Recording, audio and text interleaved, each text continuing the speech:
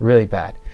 And so you weren't on anything, right? Nothing. I was completely sober. I hear the critics already. That's why I'm asking. Sure. It's fine. I've had plenty of people that I've told the story. But it's all the same thing. So what do you say to the critics that would say this is just a dream? There's a lot more to this world than just physical. There is a spiritual battle happening right now. There is a great controversy truly happening right now.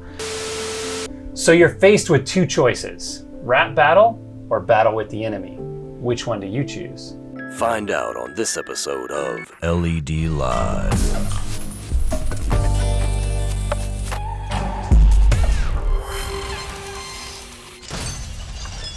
Light exposing darkness. Welcome everyone to another episode of LED Live. We're excited to be here today, and it feels a little bit awkward for me being in the driver's seat. I haven't done this for a long time. I almost forgot what to do and what to say, but happy to be here with these guys. We have a guest today, Jose.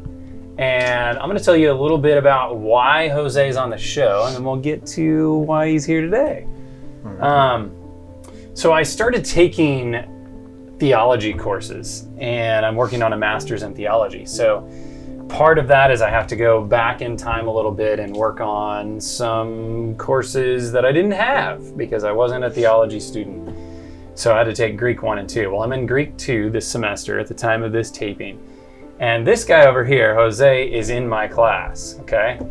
And when I went to class, in the beginning, there was kind of a couple things that happened. There was probably 3 or 4 guys that stopped me at one point. Were like, "Hey, man, we watched the show. You know, we're digging it." And I was like, not expecting that. I'm a huge supporter of it. Yeah, I mean, it's just kind of odd. I don't ever expect to be noticed or anything, but in public, you probably happen to you, and you know, you'll be out there and people are like, That's how we got Brittany. Kind of looking at you and staring at you and like they know you from somewhere. I actually met one of you at the Chinese New Year. Okay.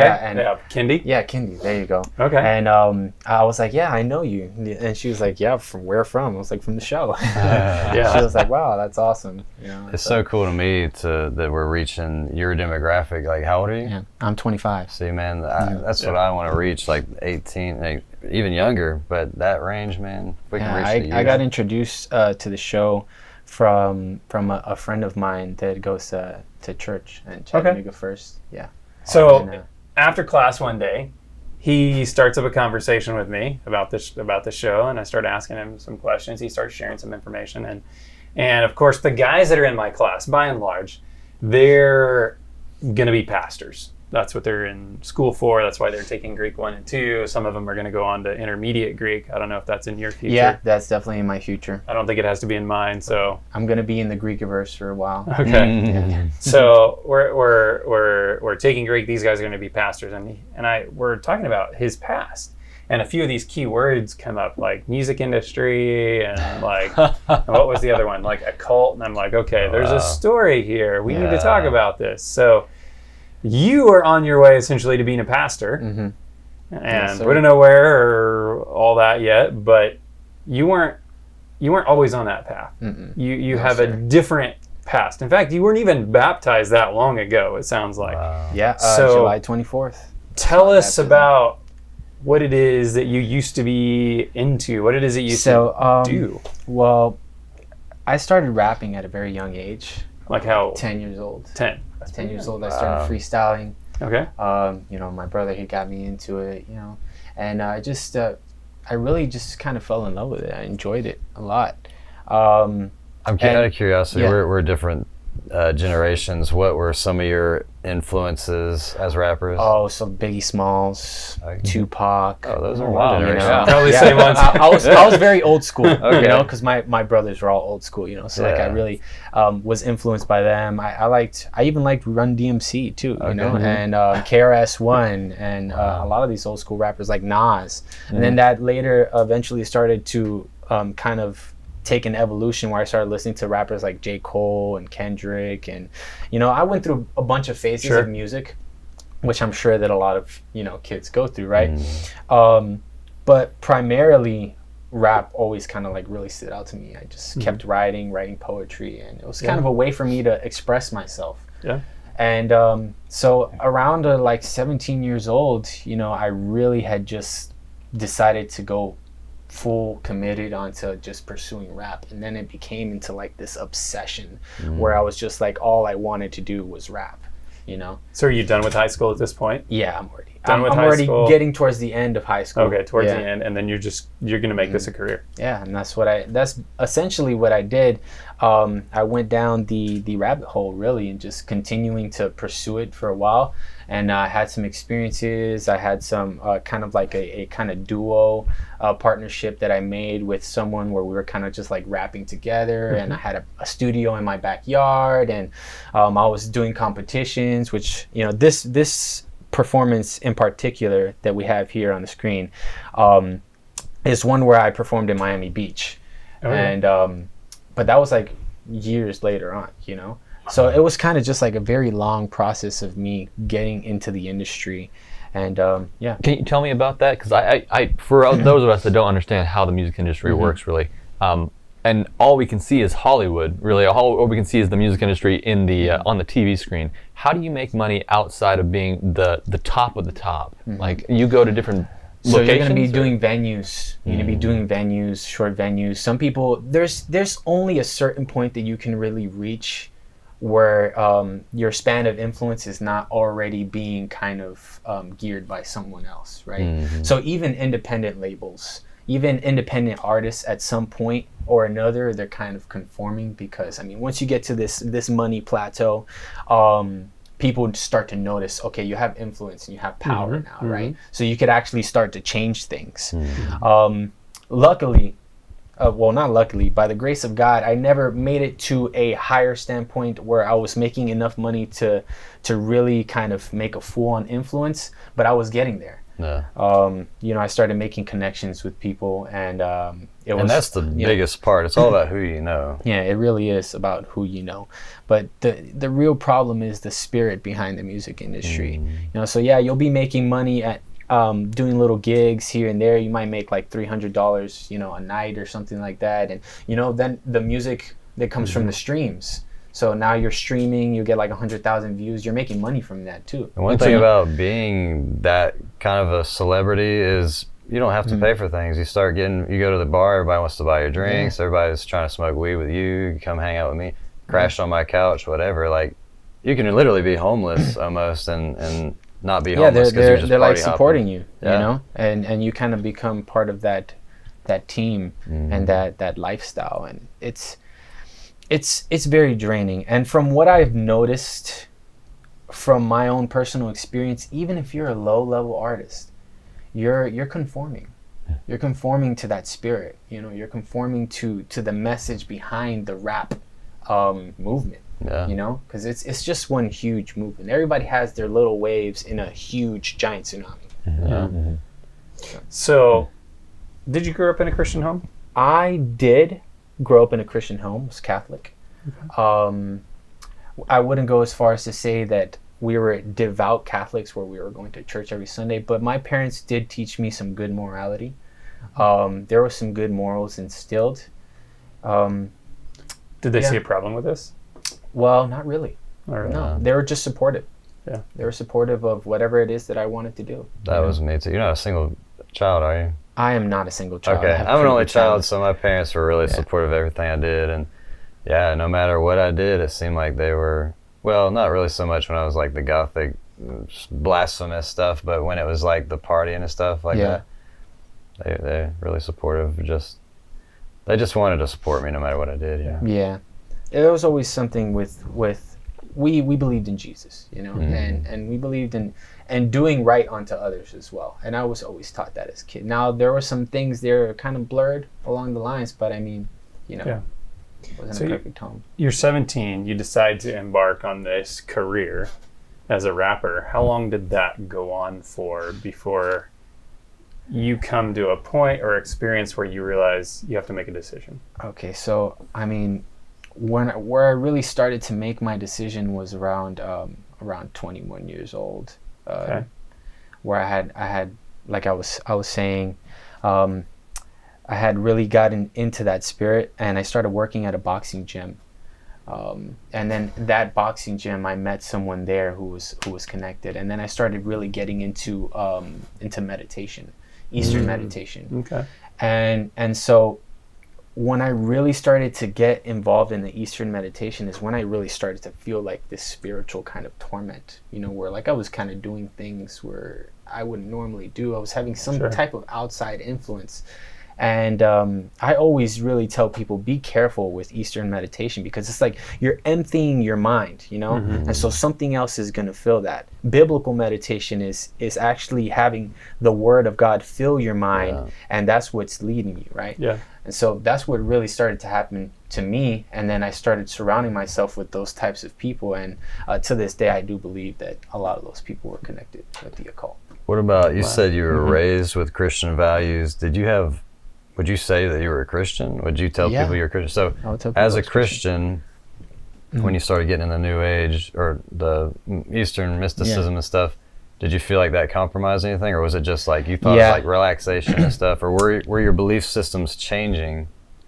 They were changing, because I had started to be introduced to the Adventist movement, and I started learning about truth, about the Sabbath, and about other things like just some of the core doctrines that is involved with our with Adventism. And it was really kind of like I was in a standstill. I was 1 foot in the world and then 1 foot with Christianity.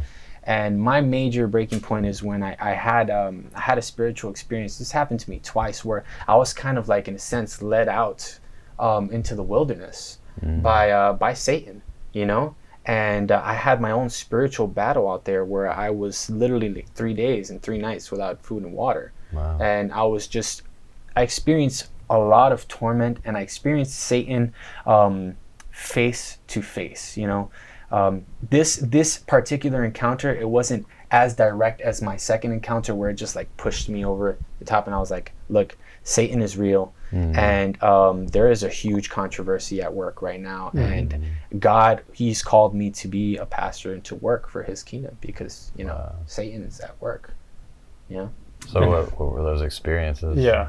So let's go into that a little bit more, because that's pretty intriguing. How old are you at that point? I was around 21 years old. Okay, so 21. So 21 is just the pivotal moment.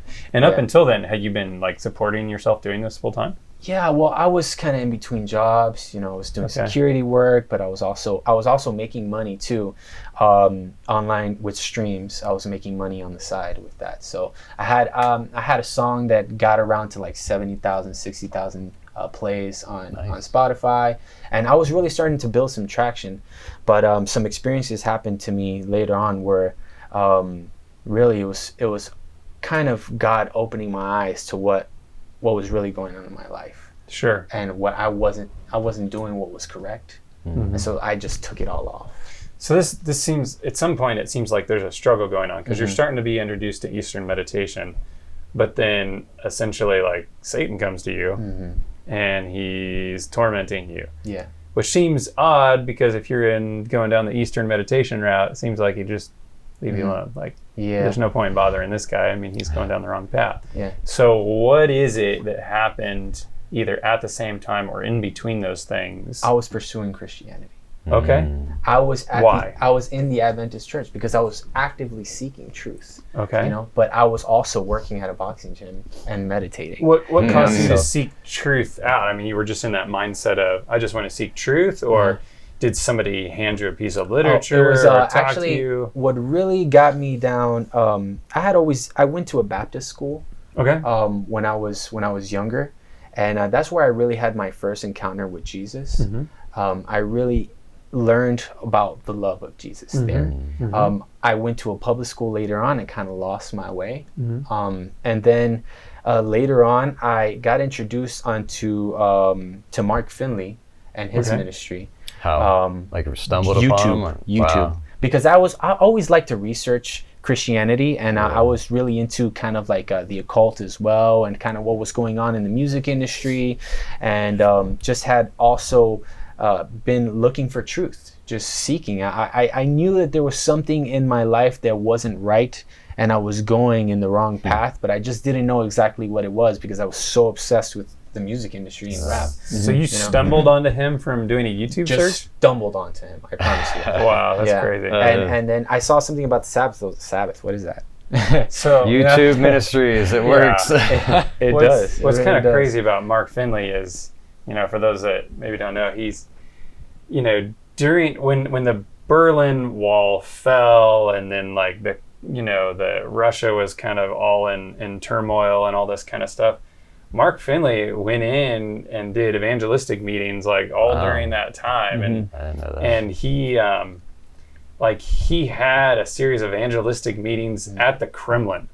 At the Kremlin. At the Kremlin, it was like, when you heard about it, it was like, that's impossible. Like, how it was only like God could do that, to open things up to where he could do that. So that's super cool. You definitely worked through that ministry with me, because that's really what started the whole entire train. I even decided to go to an Adventist church and start, communing with them, and that's where kind of like that struggle really happened, where it was like God was trying to pull me this way, and then Satan was trying to pull me. Where are you living the at way. that time?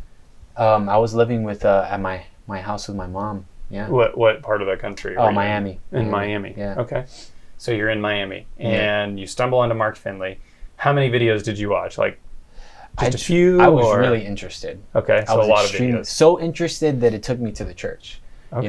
Because I had never heard about the Bible Sabbath ever, and I had been, Christian, right, raised up with Jesus being known in my house, right. It wasn't a perfect home, but it was known in my house. Sure.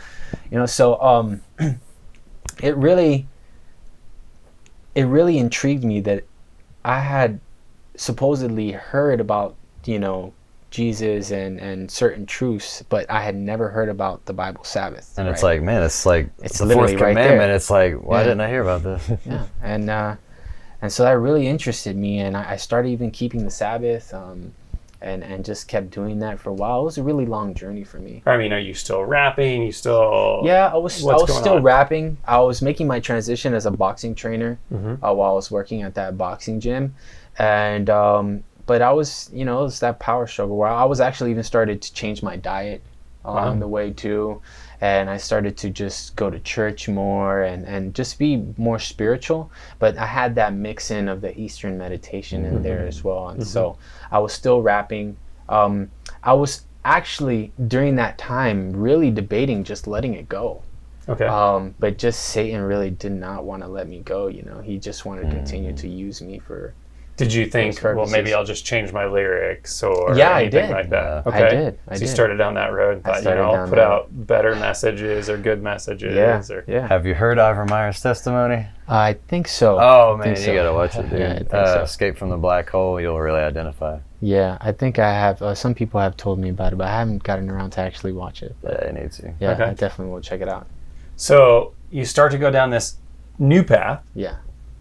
Then what? When do you have this encounter where you're like, you have to make a decision on which way to go? So it was actually a couple years later, because I kind of stepped away from the church. The music kind of dragged me back in, and I really just stepped away. And then later on, during COVID-19 hits, and it's kind of just like something sparked in my head, where it's just like, what am I doing right now?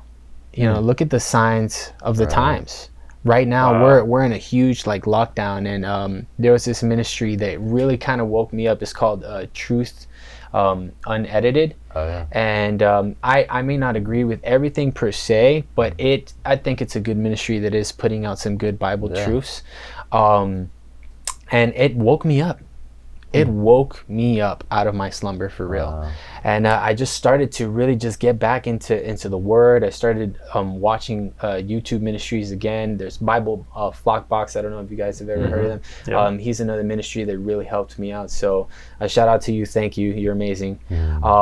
Amazing Prophecies with Mark Fox. I started really watching Mark Fox, and Dustin too with I forget the name White of his Horse ministry. Media now. He's with White Horse he's Media, White but Horse. it was Hope Through Prophecy. Hope Through Prophecy. And those channels, and Doug Batchelor too, Amazing Facts. I really started watching Amazing Facts a lot, and it really just started to kind of shape me and mold me better. But then I ended up, Satan brought something into my life again. I ended up going to the school for massage therapy, and their main philosophy there was Taoism. Oh yeah. Right. I just heard this today, dude. I'm telling you. I talked to this girl who's helping us a little bit with marketing and stuff today, and she said that she went to school for massage therapy stuff, and she said there's so much of that in there, like you almost can't escape it. Yeah. Wow. And that's what happened. I started to kind of like mix and mingle with the Taoism and got back into that, and I could really say that some of those people, they were connected too. Like Satan, he plants people in certain areas. He brings you into a place where you can be influenced and taken to the path that he wants you to go. Can you expound on that a little bit? What do you mean by it was interconnected? Were they teaching it? Some of them, they were teaching straight up Taoism. Taoism, okay, so Taoism, for those who may not know, is the philosophy of, they believe in primordial unity, where the beginning of existence came from an eternal nothingness, right? And from that nothingness, life was created, and it has to do a lot with the elements, like water, earth, metal, fire, and it's directly connected with the body per se. And they teach that in the massage therapy itself. So you go through a lot of like the chakra points and chi points. And stuff. It's funny because your initial description sounds so much like evolution. Nothingness created everything. And then we have it's very similar, and I mean, it's all got to stem from somewhere. Sure, sure. So all a common thread in there. Yeah, it started there, man. It started there, and essentially, I had really started to mix in with that, and I to this day believe that some of the people there were definitely practicing. There were witches, and there were Wiccans and stuff like that, and I started to mix in with that and mix in Christianity with that again. But we got Christian witches now, man. Yeah, it's getting really crazy. They're out there, they're out there, and that's really where I stayed there for 6 months, and I can tell you that it was a huge up and down for me. I really started to see it affect, because up until the point that I went there, my spiritual life was prospering. I was getting closer to Jesus. I was even doing YouTube. I had a YouTube ministry. Okay. Yeah, and I was exposing Bible truths and just bringing people the truth. And then after you hit stop, you go over there and meditate.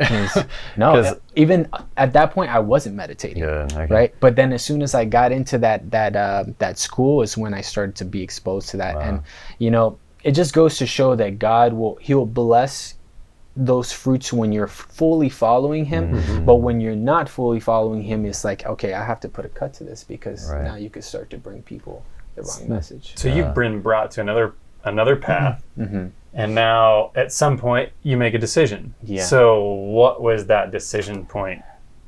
I got to a point where I was so tormented from the Eastern meditation that I basically got possessed. Wow. What do you mean tormented? Like I got possessed. I had the spirit of I had demons in me, man, for real. And I went and did something that I normally would not do. I went and caused discord within my own family, right? And then from that point, I ended up going out to the wilderness again, into a place where it's like, I'm going to write a book about my experience, because this place you cannot get to unless Satan will influence you to get to that place. And they call him the prince of the power of the air for a reason, right? Not to say that he has more power than God, because he most definitely does not. But there is some leeway. But he uses his power in a manipulative way, where God, he's hoping to draw you in, and Satan's forcing his way in through every trick in the book. Yeah. And so when you say out in the wilderness, you mean like literally out in the wilderness. I went to the Everglades. Okay. And I thought it was a metaphor. Wow. No, it was really. I went out to the Everglades, and it's crazy how it happened, because I'm driving in my car, and I'm in a place called Opelika, right? And I'm heading down the street, and then from 1 second to the other, it's like my car was transported to this location. And then you just kind of blacked out. No, I saw it all happen. I saw everything start to move around me, and then from 1 second to another, I was at the place that I was going to go and walk to. Now that sounds crazy. completely insane, but it happened to Jesus. He was. It says that Satan took him to the top of a building or whatever and said, I think "Jump it's in off." Acts too, not Jesus, but there's another disciple. Sorry that about Philip. Philip. Yeah. And you know, part of that actually happens and while I'm out there, you know. Wow. So I get taken out there, and I start walking. I take off my shoes. Why would I take off my shoes? You know, it's just the symbology of the whole entire walk in itself is incredible, because I go out to this place where it's just a narrow path, nothing but a long narrow path. It just continues to go on to what would seem like eternity, and I just start walking. I just start walking and walking and walking and walking. I just don't stop walking. And then during this time, I'm having visions, you know, of kind of like the world being destroyed around me. Wow. And then Satan is telling me lies about how I have to lay down and die right here in order to get raptured. And it's like, it's a whole entire experience that really, to go into the full depth of it, I need to write a book. Sure.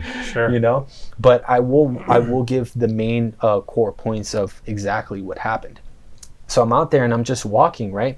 And I get to this point where it just seems like I'll never make it to the end. Sure.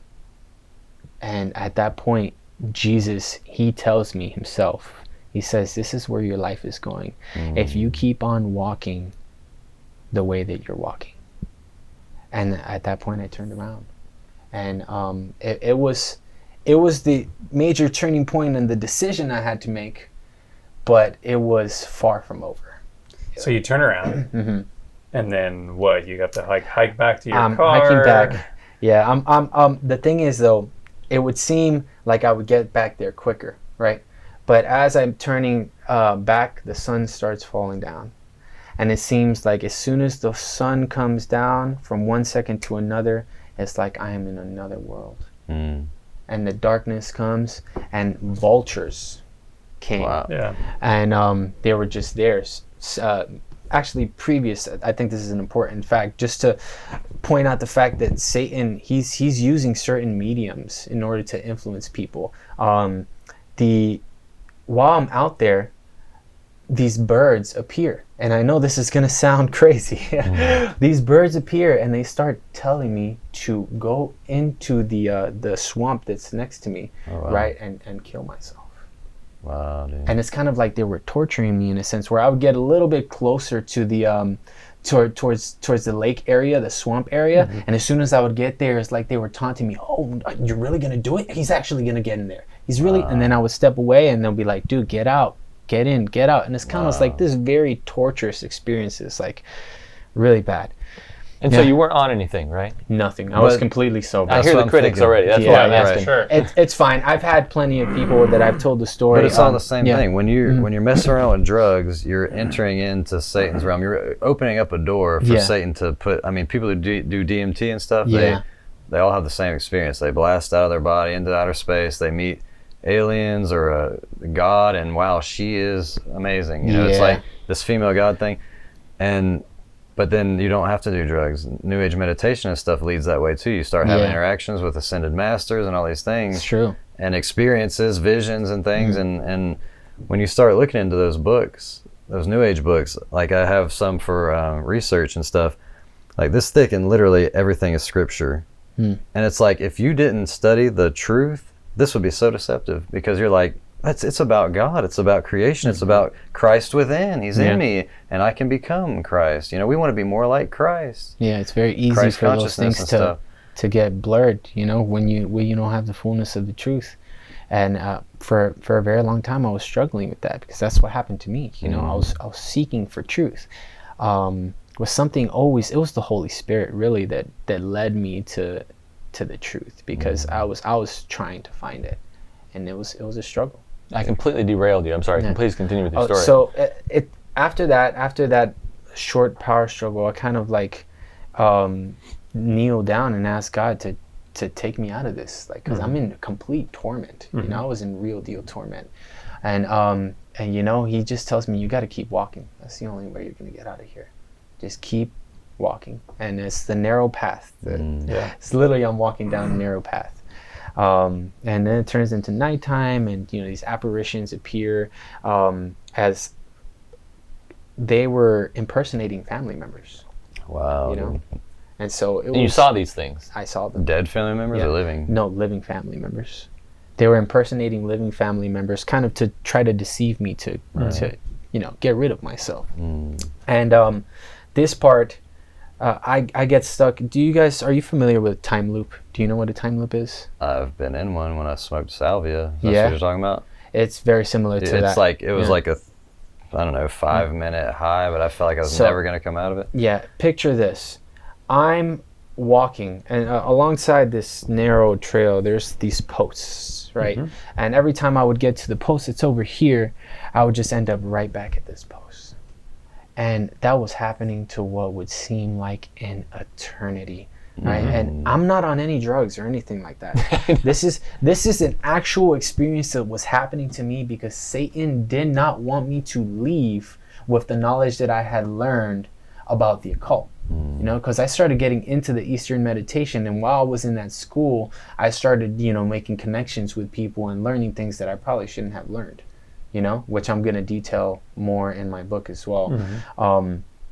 But it sounds like you gave him enough access to torment you and try to get you to kill yourself, but God was protecting you from him killing you. Yeah. So that's why he's trying to convince you to kill yourself. Yeah.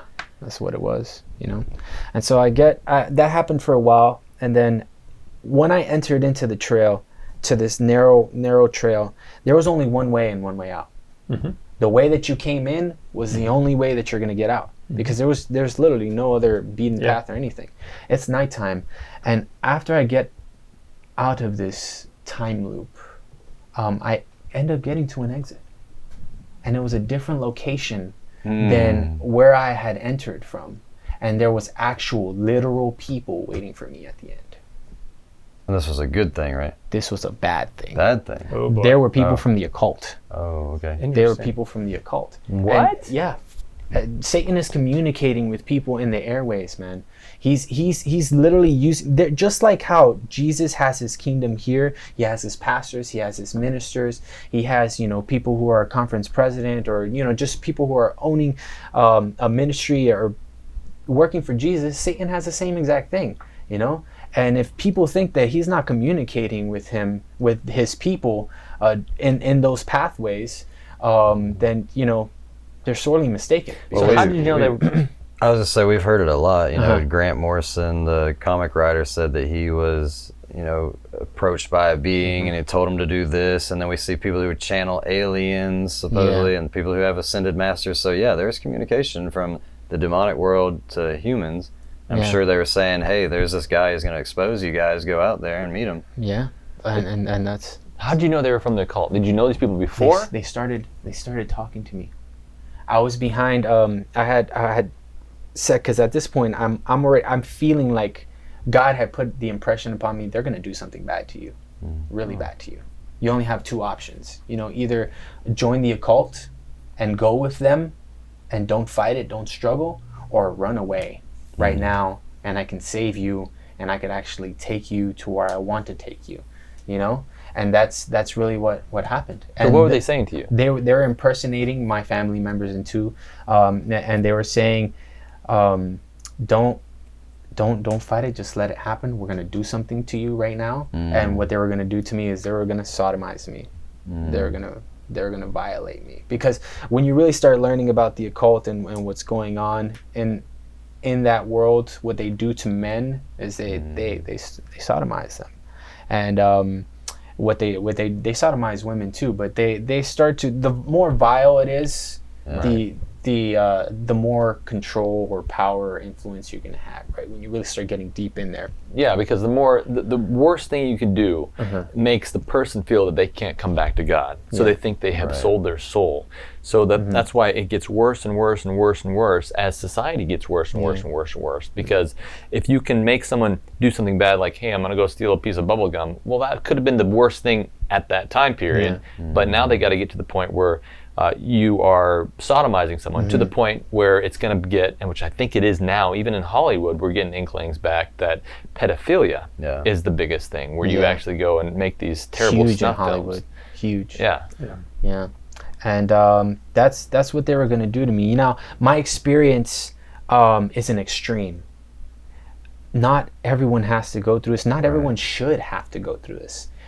Personally, I was very hard-headed. You know, God was pursuing me, and he really wanted to take me out of that world, but my obsession was kind of something that he was didn't overbearing. force himself upon you, and he was so long suffering, he could have looked at you and said, this guy's a lost cause, and turned his back.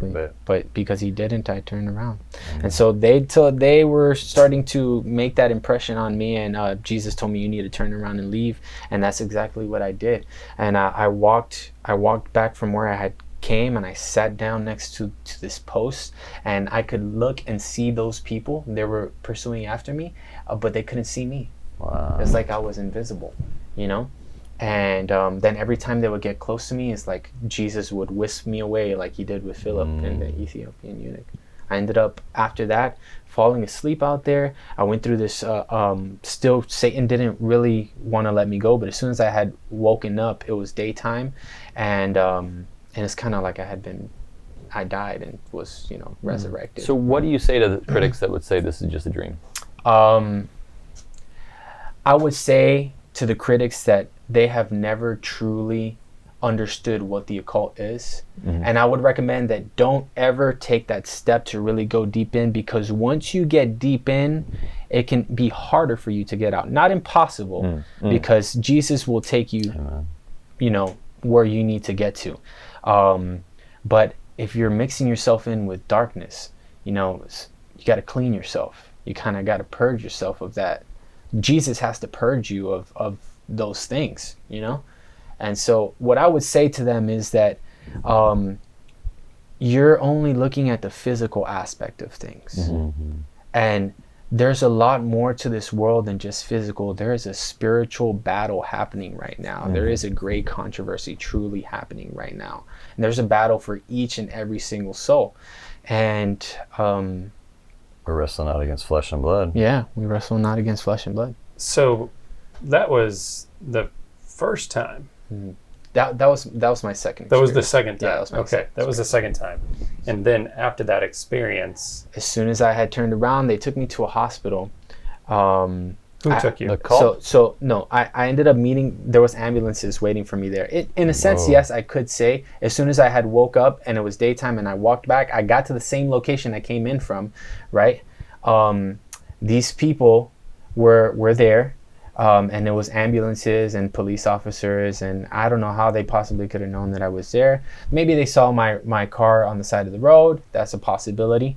But where I was taken was not a good place. You know, it was this hospital that seemed to be like it was not your regular. There was people in there that were definitely part.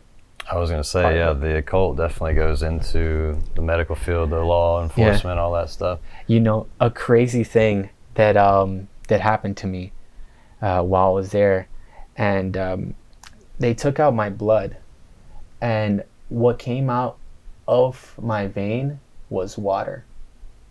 And then the lady, it's almost like they looked at me and they laughed, you know? Kind of like, oh wow, look at that. It's like Jesus is literally like taunting the devil type thing, you know. So because where I went to, it wasn't a regular facility. It was a satanic facility, I believe. And then from there, I was transferred to another place, and then they put me in a mental hospital type thing, and then they force fed me drugs. And then after that, I was taken out. And I went through this whole entire struggle for like 3 months of trying to get off of the medication because it was just terrible. I wouldn't wish that on my worst enemy. You know, the side effects are really bad. That's another problem that I really have with pharmacopoeia and all that. I'm a firm believer that a lot of those mental diseases, they're incited by spirits and demonic attacks, you know? My cousin had a similar situation. He was in a place like that, and he said they'd put you on these drugs that make you go crazy. So he stopped. He tried to stop taking them. He said, when I stopped taking them, it made me go even crazier because now you have these like what do they call them?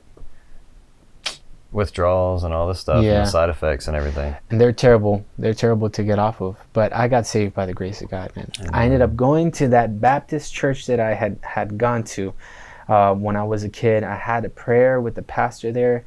It was a very beautiful prayer, very spirit-filled prayer. And I only went to the hospital one more time after that.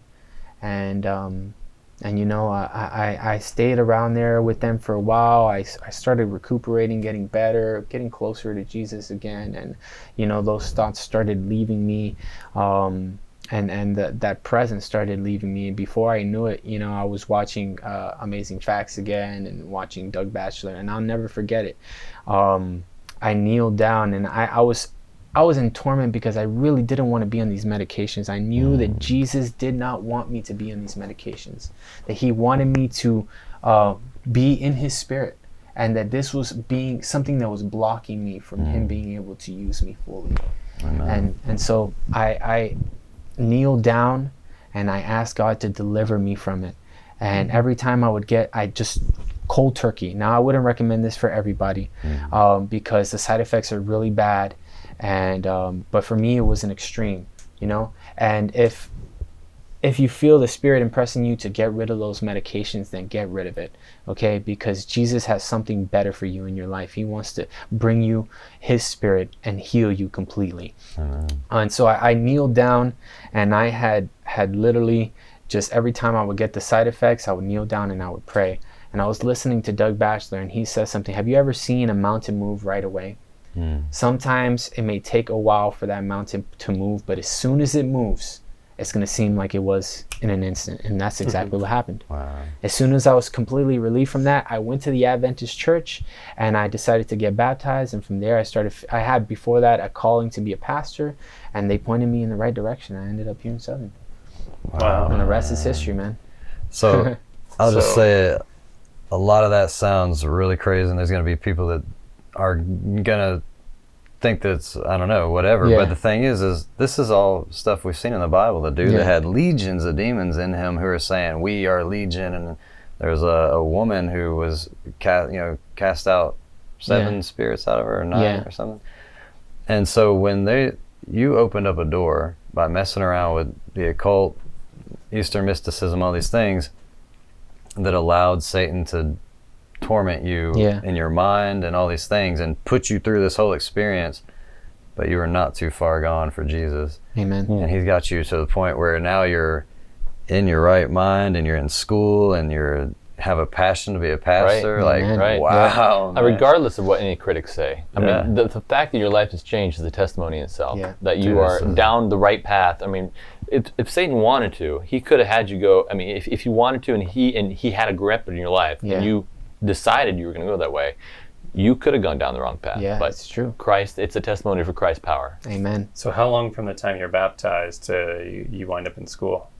A month later. A month later. In August. I ended up coming here August 17th and starting the SALT program. So last program. semester? Yeah, SALT program is an amazing program. Like in the fall semester? Yeah, last fall Weren't you semester. in Greek 1 with me? I was in Greek 1 with you. So you were doing SALT and Greek 1 at the same SALT time? and Greek 1. Wow. So SALT, I went through that. That's a beautiful program. Soul winning and leadership training. Leadership training. 4 months of intense evangelistic training, and you're out knocking on doors and getting Bible studies and learning how to address, what is it, like if somebody rebuttals and stuff like exactly. that. You learn how to defend your faith. Yeah, you learn how to defend your faith. And I would recommend that every Christian take a program like the SALT program. For me, I went to Southern with a certain perception on what it was going to be like to be a pastor. And after the SALT program, my whole entire mind changed. Wow. I'm completely centered on evangelism. I want to bring people the gospel. So what your testimony reminds me of is this text in the book of Acts. So I'm going to read it. Yeah. Okay. So I love this section here. It says, but arise, and this is 26, is where I'm reading from, Acts 26. But rise and stand on your feet, for I have appeared to you for this purpose, to make you a minister and a witness, both of the things which you have seen and of the things which I will reveal to you. I will deliver you from the Jewish people as well as from the Gentiles, to whom now I send you, to open their eyes in order to turn them from darkness to light and from the power of Satan to God, that they may receive forgiveness of sins and inheritance among those who are sanctified by faith in me. Wow. So that's what God's in the business of doing, is transforming lives and taking people from a past where the enemy has a grip on their life and freeing them. Satan never wants to let anybody free. He always wants to keep people captive. Yeah. And God's in the business of, delivering people. And it sounds like he delivered you in a very powerful way. He sure did. So how exciting that now you get to be on the front lines and studying with people and, revealing truth to them and helping preserve people for God's kingdom. That's awesome. Yeah. Best decision I ever made. It also reminded me of Isaiah 42:16. It says, I will bring the blind by a way that they knew not. I will lead them in paths they have not known. I will make darkness light before them and crooked things straight. These things will I do unto them and not forsake them. So you were on a path and he said, hey, I got another path for you. And he made the lightness dark and he didn't forsake you through all that. It's from one extreme to the other. That's the way I see it. Rapper to pastor to preacher. Yeah. So while we're wrapping up here, somebody's out there, they're struggling. Pun intended. Sorry. Didn't even intend to do that. Somebody's out there, they're struggling, and they're on that teeter-totter. They're having that teeter-totter experience where it's like, the call of the world is here, but then they've seen some truth. What do you say to that person? Seek Jesus and pray. Make sure that you surround yourself with the right type of people, because if you continue to surround yourself with that worldly environment, it's only going to continue to influence you on that path. If you really want to seek truth, pray, and God will take you there, and have faith. Believe in the fact that Jesus will take you to the truth. Amen. And then when you are presented with the truth, really take it into account for your life. Test it. Yes. Test the truth. You will know them by their fruits. You shall know them by their spirit. And you'll be able to see the fact that in that worldly life, the fruits aren't really all there. A lot of those fruits are rotten. And a lot of the fruits that Jesus will bring to you will be just that, truth. For me, my own struggle was realizing that God was trying to take me to the right place and then accepting the call. The best decision I have ever made in my life was accepting the call to be a pastor. Because had I never done that, my life would have never really taken a turn for the better. When I was a rapper, I was aimless, really. I was just going by. I didn't know when my big break was going to come. I didn't know what was really going to happen in the next next year or a year and a half. I was just kind of idly walking by, and I had some connections. I made some connections here, but if you're in that middle ground, it's kind of like you're really not going to know which way to go, because you're in between accepting truth, and then you see this false here, and living the lie can seem so appealing. It can seem so much fun. It can seem like it's probably the greatest thing that'll ever happen in your life. But then once you really take that decision, you realize to yourself, wow, this wasn't even worth it. And I would say walk with the truth. Have trust in God, because even though there's so many misconceptions out there that might tell you, being a Christian is like, now you have to give up all fun, or now you have to just be some stiff all the time. I'm not a stiff. I feel great as a Christian, and I have fun all the time. And God wants to have you in a good place. So that would be my advice. Amen. Yeah. You guys have any last questions for Jose? No. I have one. How did you come across our YouTube channel? A friend called Mickey. He actually Garcia? told me. Yeah, Garcia. Mickey, dude. Okay. He was one of the Garcia. first people I met too when I started coming to the truth, and he was a good influence on me, man. Yeah. Okay. He introduced me to the ministry, and then because I would always talk to them about the occult, and then he pointed me towards your ministry, and I really enjoyed watching the ministry, and I really support what you guys are doing here. Awesome. Praise the Lord. Well, thank you, Mickey, for that. I know you're a supporter. And also, shout out to the other guys in the class if you're watching, Ryan, Raiden. And you know what? Share this video with somebody who may be on that teetering point in their life. It may not be an occult experience. It may be something else. Maybe it's a Hollywood experience. Maybe it's a artist experience. Who knows? Share this with that person so that they can see a testimony of how God changes a life, how God works in powerful ways, and how God can deliver anybody from anywhere. So thank you guys for joining us on this episode of LED Live. We will see you next time. Take care.